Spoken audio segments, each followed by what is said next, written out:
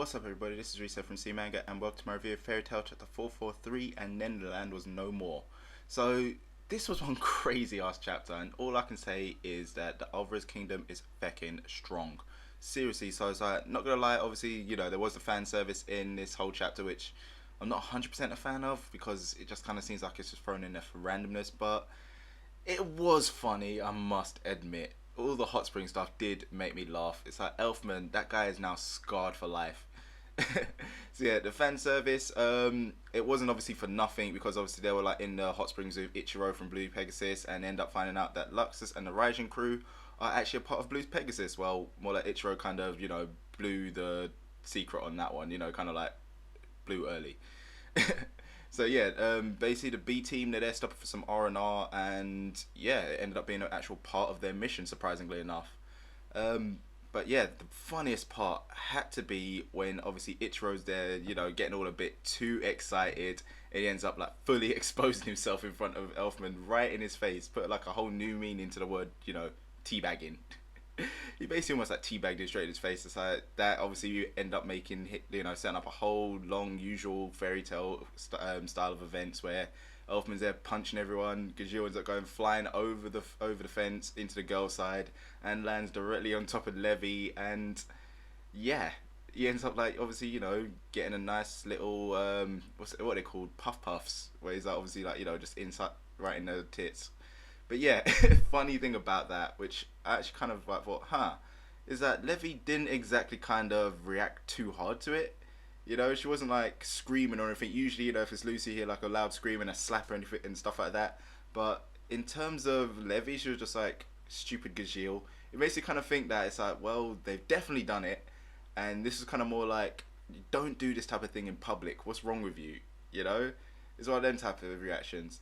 But anyway, on to the main part of this chapter, which is basically, you know, Natsu and Grey reacting to Lady Brandish's powers, and oh my god, I have no idea how the hell they're going to even deal with her, you know. She is stupidly strong. The fact that they were feeling all that intense pressure, just like sensing her magic, yeah, we can now see exactly why. This woman is just stupidly strong. She seems like stronger than Gildarts. Well, in my eyes, she seems stronger than Gildarts because, like, you know, we've seen obviously Gildarts whenever he's walking anywhere, anything he comes into contact with is destroyed. Well, Brandish, she is basically just reforming the entire world around her. It's crazy. It's like the way she like lifted up the land. It's like to the point where it's like literally on some weird pedestal, on some rock pedestal, dropping it down into the water. Everyone's there drowning. She's just standing on the water, just like, yeah, I'm Jesus. It's like, Jesus, what the hell? She is so strong. I love the way how she really just didn't give a fuck about anything that was happening around. You know, she just wanted to get herself some nice little gelato. It's like Marion, the guy, he's there just like, you know, but these are our enemies, you know, it's like, I've caught them. It's like, she's just like, oh, release them, give them their people back, just so calmly. He's there like all freaking out, just like, what are you talking about? It's like, no, we can't do this. So then obviously, you know, realizing he's nothing compared to her, which he really is nothing. And Natsu and Grey are struggling against that, Jesus. But yeah, literally nothing against that. He ended up releasing them, and that's it. The part that surprised me the most, obviously, is like, you know, when Natsu's there, just like, you've done this to one of ours. You know, we can't let you get away with that. We're gonna fight you. And then she's just like, oh, okay then, I'll make it even for you. And then she just literally flicks her hand, disintegrates Marin like he's nothing. He's just gone. It's like, my god, how the hell are they gonna be dealing with that type of magical power? She's so strong. And the fact is, there are like, how many was it? 11 or 12 more of them on par with that type of power. It's like, they was not kidding when they were saying that Alvarez is not a force that Fairy Tail can handle alone. No way in hell.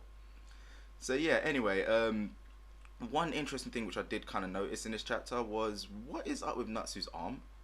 It's like the whole time he's there holding his arm back. Obviously it's all bandaged up. I can't remember whether or not it was bandaged up when he came back from the time skip.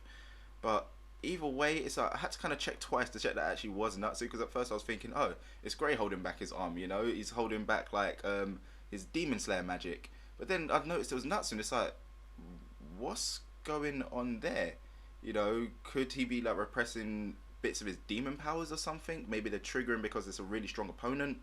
I don't know, maybe like it was training and then in like Naruto fashion when the QB started releasing from him, maybe his demon powers started coming out of him. something like that, you know.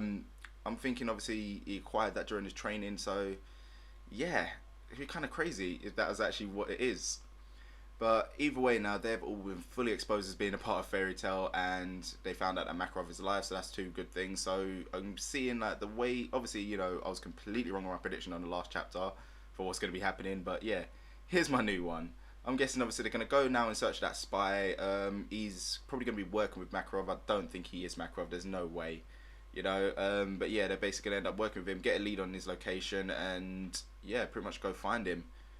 But there's no way that they're going to be taking on the whole kingdom by themselves. Nah, they're basically going to think get Makarov and then just try escape, and doing so will basically lead them to face off against Lady Brandish. Reason being that, well, she's the first one that's been introduced, you know, and I don't know. It kind of seems like this is the one they're introducing, so this is the one they're going to fight. You know, they'll probably introduce the others later, but this kind of seems more like this is going to be their little rival at the moment type thing.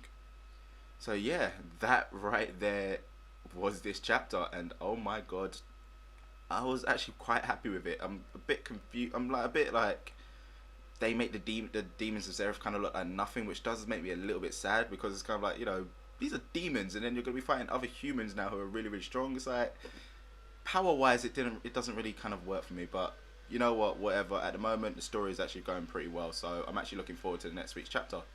So yeah, that's about it from me on this chapter, guys. You know the usual thing to do at the end of these. Let me know what you thought about the chapter in the comment section below.